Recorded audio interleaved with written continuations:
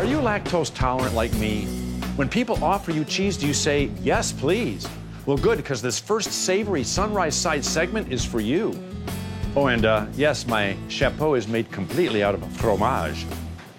If you're a bona fide cheese lover and you live in Michigan, you eventually have to make the pilgrimage to Pinconning. It's been designated the cheese capital of our great state, and it's where you'll find the famous Pinconning Cheese Company, a place where they've been cutting this historic cheese for over 70 years.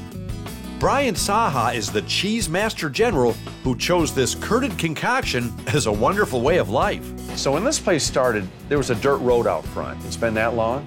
Yeah, basically, Pinconning cheese production started in 1915. Dan Horn came over from Wisconsin, started his formulation of cheese, which is a cross between, it's considered a Colby cheese, but back then they didn't have the refrigeration. They aged it in cold cellars, and that's where the aging of the Pinconning cheese and just a variation of the Colby came about, so it can be aged like a cheddar. So Pinconning is its own kind of cheese? It's correct. It's a stirred curd Colby, which is a little variation from a Colby.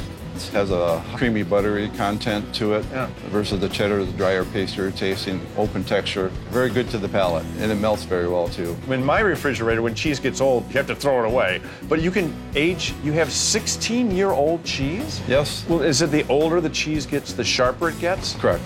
Yep, just like people, right? yeah, good point. Yeah. Well, would you mind if I went behind the counter and cut some, as it were? Just gotta watch your hands. Oh, I don't want to cut your hands. Gotcha.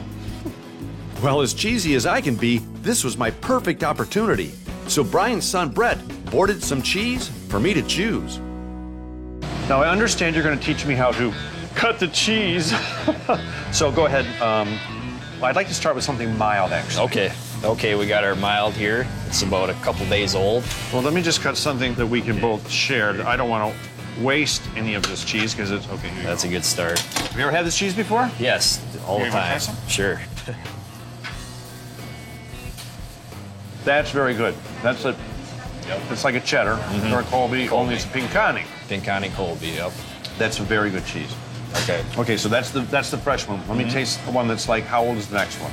Next one we got here is a 7-year Super Sharp. So 7 years. Okay. Yep. And I get to cut it, or you want to?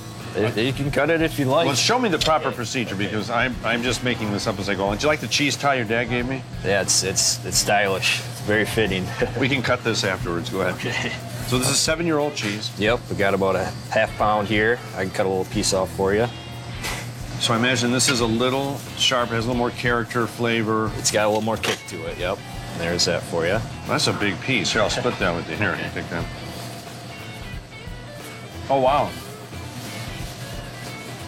And it's got an earthy flavor. It's got, now that's really, really good. Yeah, yep. It's a little creamier. Now, the pièce de résistance, I want to taste the 16-year-old cheese. Okay. This crumbles really good, so actually got a piece that crumbled right off for you, so you can try that. So this is really 16 years old. Yep. So I was like 26 when they made this, right? Yep. I was about 10 years old. That's extraordinary. For 16 years, that's been waiting for me to taste it. Yep. Wow. Thank you for being so patient, Mr. Cheese. Let's face it, if you're a cheese lover, you'll want to promptly propel yourself to the Pinconning Cheese Company. And if you're not, well, again, I'm pretty cheesy, so you got that going for you.